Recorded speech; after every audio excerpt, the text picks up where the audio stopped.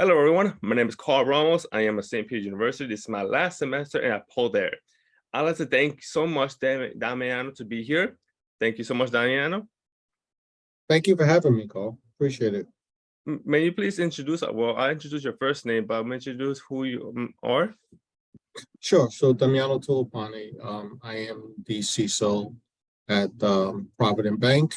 Provident Bank is one of the oldest community banks within the New Jersey metropolitan area. We have about over close to 100 branches throughout this metropolitan area. And my job as a CISO is to ensure that I lead the development and implementation of the information security policies and strategies. Okay. So I have many questions now here, and may I ask you this? For number one question, can you describe your role? I know you're as Chief Information Security Officer, and what are the titles?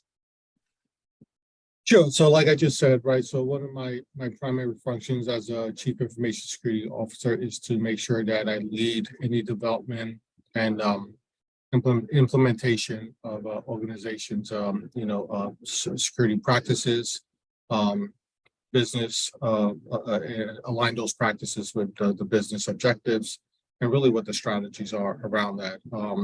I'm responsible for managing risk, protecting critical assets, also ensuring that confidentiality. So, if you hear more about the triad, the triad is the confidential, the CIA, right? The confidentiality, integrity, and availability, right?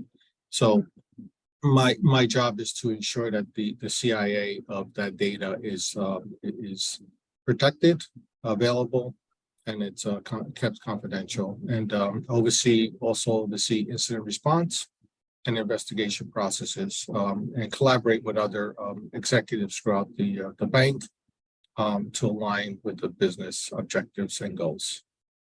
Thank you. My next question is to you is, what are the biggest cybersecurity threats that organizations face today, and how do you address them? Oh, great, great questions, because the threats are changing every day. So, but I think when I look at some of the threats, I also look at ransomware. I think a lot of organizations today are being faced with some sort of ransomware attack, some kind of phishing attack, some kind of social engineering attack. When we talk about social engineering, we're talking about a physical attack where somebody's trying to get into your location, or some kind of phishing. So somebody's trying to phone scam you, and then naturally phishing, right? They're trying to see if you're if you take the bait, right, when an email is sent to you and it has some kind of malicious link or attachment to it. I think when we talk about the threat landscape is definitely shifting, and it has shifted over the years.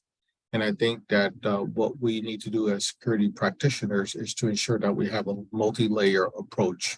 And that approach is just making sure that our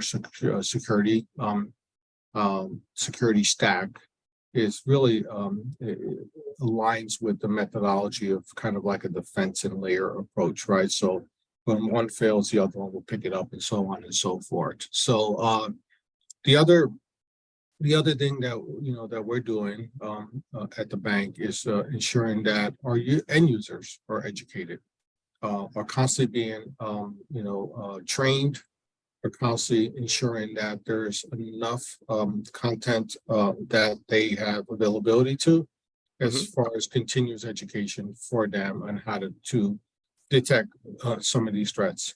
And then at the end of the day, right, it's just ensure that we are ensuring that our systems, our infrastructure is being monitored and constantly being scanned for vulnerabilities. And then we'll take a risk-based approach on those vulnerabilities. And, naturally, if you have something critical, you don't want to wait till a month to patch it. You want to make sure that you patch it a lot sooner than later. So when we talk about, the threats that we're facing today, I think there's a culmination of a few few areas that we tackled this particular topic. Wow, that's a lot right there. Yeah. But thank you so much. My next question is, how do you balance the need for stronger security measure with for usability and easy of use for employees and customers? Yeah, so this one's really tricky, right, for security professionals because we're always deemed as the speed bump. Mhm. And, and traditionally security has always been a department of no, where as of recently, that those dynamics have changed over a period of time because we're starting to become more of a business enabler. So Mhm. I think there's a fine line. So balancing good security measures, with the usability. So, we always champion around the just the thought of, yep, protect, but do not restrict, right? Yes. So I think, when we start looking at some of the security measures, we start looking at what is that, what are those controls that we can actually implement that will allow for a frictionless experience.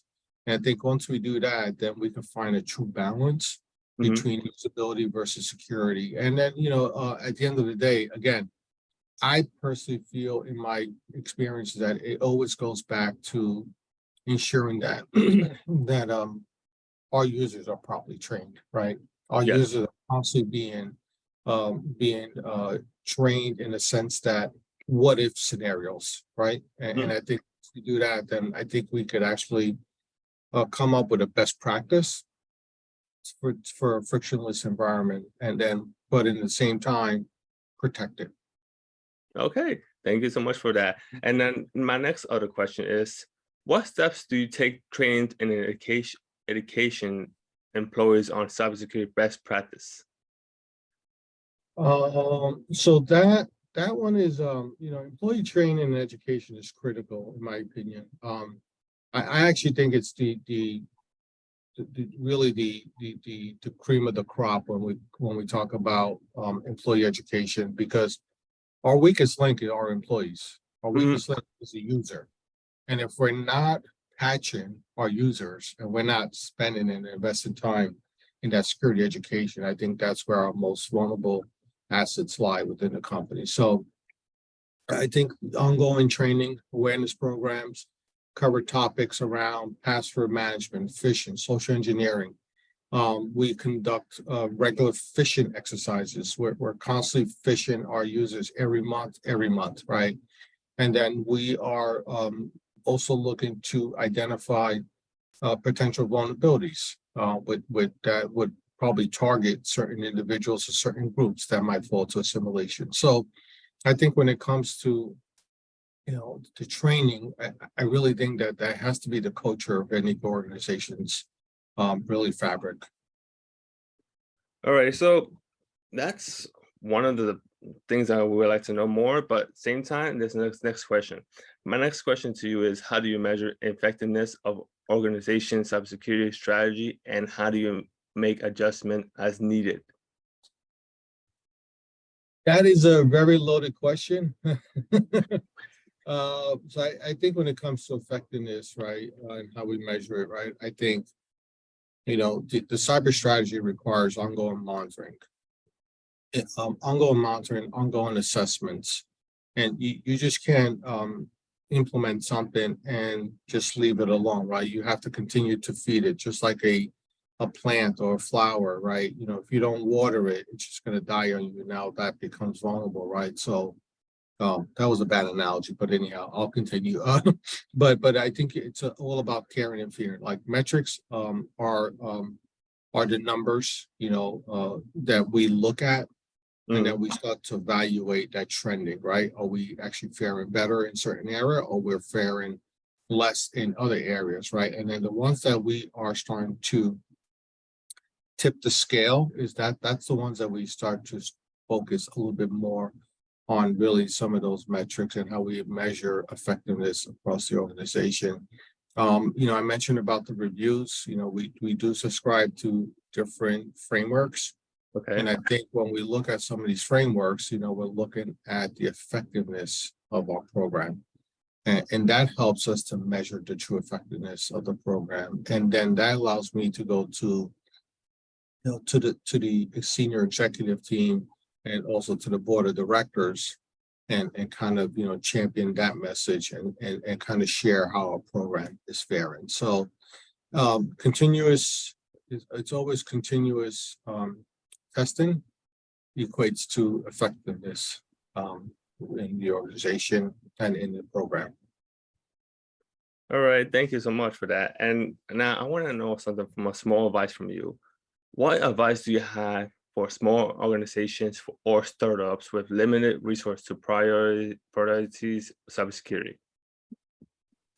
Yeah, I mean, a great one. I mean, I think what I've been seeing, and definitely in my years in this space, is that a lot of the small businesses are really the focal point of a lot of these bad actors because they don't have their security team. They don't have a security program. So I think that's in itself becomes really the vulnerability of small organizations. I think when we look at the limited resources, they should prioritize, their cybersecurity by implementing basic security measures like strong passwords, multi-factor authentication, some sort of endpoint protection, right? Making sure that, again, there's different layers, right, of deterring. And then, the other thought that comes to mind is that, maybe as a small business, it's just easier to farm that out and have a third party manage your security. So that would be my recommendation for a smaller organization is that, as you stand up this organization, either if it's a startup or an existing, mom and pop shop, is that I think there's opportunities to outsource, your security to third party organizations because they have the resources, right? Now it comes with a cost, but if you want to do it with yourself, on your own, then it's just a matter of balancing out, what makes sense for your organization. I think, just simple, measures and not using the same password for more than one system. Yeah. That's very simple. Or not sharing passwords within your organization, even though you think that, you're small enough that Joe could give his password to Mary. That's a risk in itself, right? Because now you are inheriting that person's identity and that you have full control of that identity. So yeah, so I think, long-winded answer, but from a small organization, you really need to balance out what makes sense. Because if you don't have the expertise, then I believe that using a third-party security company will benefit the small organization. Now, you're speaking about a third party, and then this is from my point of view, my next question. How do you manage a third party vendors and ensure that you're meeting with your organization's security requirements? Third party, if you haven't noticed, right, Carl, I mean, third party has been really in the news, right? Because when there's a breach, right, it's a third party, right? And then how does it affect your business, right? So I think ensuring that they meet the, our security requirements during the due diligence process, right? Yeah. So we do the due diligence process, we go through the due diligence process, and we conduct a really thorough review of the vendor's securities policies and procedures. Conduct audits, assessments, ensure that contracts, right, include some kind of language, right, for security requirements or breach notification, right? So I think what's happening is that a lot of these third parties are starting to feel the pinch where they're getting breached, but they're not saying anything. And I think that poses more of a risk to the end user, which, if I have a third party and, that third party's breach and they don't notify me, I'm at risk, right? Until they notify me, that is my true risk to this organization. So I think, just making sure that you do the proper due diligence and go through that process, I think it would help you to at least alleviate some of that anxiety when you do onboard a third party. Thank you so much. I remember you told me that, cybersecurity changes every single day, right? Now, my next question to you is, how do you stay up to date on the latest cybersecurity threats and trends, and how do you apply that knowledge to your organization? Great question. I think, this area is an area that we have to continuously develop ourselves. We have to, reboot ourselves every day, and we have to find ways of continually find ways of education. My way of doing it is I listen to a lot of podcasts. I read a lot of headline news around cybersecurity. I do attend a lot of the governing bodies, especially with the CISOs in the tri-state area. And I do attend a lot of conferences. I think by me going to conferences and building these relationships with other peers in the industry, and it doesn't have to be a CISO, right? It Yeah. can be anybody in the security space, and just building that relationship. And now I know that, if something should arise, then I know that I have a friend on the other side that I can pick up the phone. What has changed over the years is that when you look at, and I'll speak about banks, right, because it's resident to where I work. So traditionally, years ago, when one bank, was competing with another bank's customers, right? Mhm. It was like let me reboot this. The best analogy I can give you is this: you take the chief marketing officer of Coke and Pepsi and you put him in the room, you're going to get a fight, right? There's going to be some kind of argument back and forth. You get the CISO of Coke and Pepsi into the same room, they're going to collaborate and they're going to build a stronger alliance, right? So that dynamics have shifted. So we are starting, as security professionals, we are starting to build our own, army of defenders, right? Because we have to get it right 110%, where adversaries have to get it right just once. So I think when it comes to building and maintaining and staying up to date, I think it's very important that we forge these alliances because we're all feeding off each other, right? And I think, like the simple things like even publications, some kind of, quick tech feeds, just say, hey, what's going on? But I find that, going to conferences, building relationships, talking to people, that's education in itself because I get to understand what somebody else is doing versus what I'm not doing, or vice versa. So, yeah, it is. I do have to say that it is definitely some time that needs to be invested in this particular area because you have to get your day job done, you have your personal life, and then you have to still continue to educate yourself. Okay, so my last question to you is, what emerges technologies or trends do you see in the biggest impact on cybersecurity in the near future? Oh my goodness. Yeah, I think with the explosion of ChatGPT, you think about the impact that it's having on cybersecurity. And I really think that when we think about the implication of artificial intelligence, machine learning, you think about IoTs, Internet of Things, right? Mhm.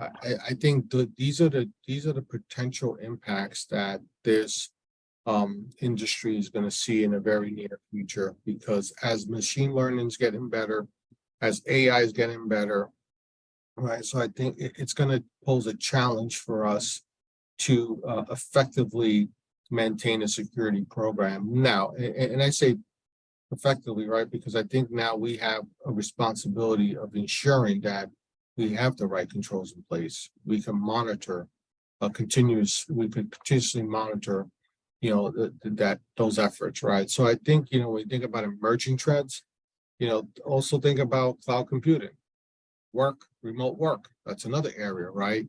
Yes. With the pandemic, people, found that, yeah, I could still get my job done, in my office at home. And I think that, that's an area that I do see evolving even more so than what it has been over the last few years. And we as security professionals, we just have to adopt to that, right? And I think once we adopt to those new security measures, we can protect those assets. Thank you so much, Damiano. I really appreciate your time, and I know you've been busy at work. So No, once again, thank you so much for doing a podcast with me, and this is actually the 4th episode with you. Thank you so much. thank you, Carl. I really appreciate it. And as my first podcast, I'm excited to to promote St. Peter's, and I really wish you all the best and continued success. Thank you so much, Damiano. Thank you.